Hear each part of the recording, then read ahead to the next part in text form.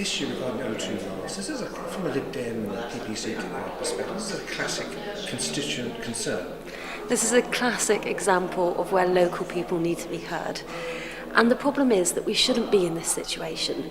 The law shouldn't be as such that when a mobile phone planning application for a mast goes in, that there should be a letter turning up on residents' doorsteps in Chafford 100, or the ones who are lucky enough to have had a letter, which says we're putting up a mobile phone mast.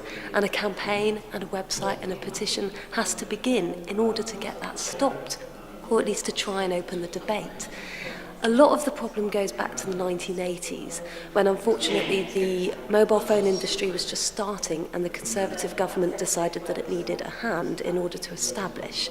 I think it's very clear, we all know that the mobile phone industry doesn't need any help anymore. It's booming, it needs no start-up protection. But we're still in a situation where a phone mast of under 15 metres doesn't require full planning permission. So quite often it's easier to get a 15-metre conservatory built in my garden, or it's harder to get that built than it is to get a mobile phone mast put up, which just go up straight away without consultation a lot of the time. And unfortunately, this shouldn't be the situation that should be happening.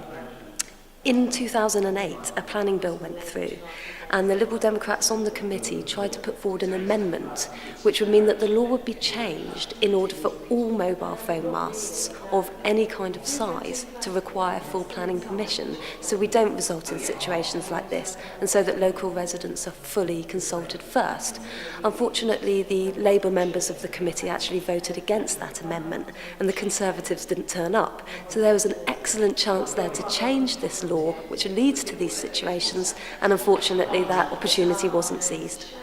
But you must be greatly encouraged by people power and people learning as they go and trying to take control of political issues.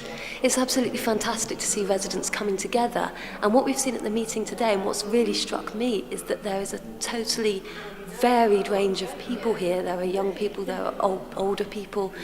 Everyone is really interested in these decisions which affect their community, which they feel they haven't had a say in. So that's really heartening for people like me, for people involved in politics, because we're trying to push this kind of people power, and it's really heartening to see people take that up and run with it.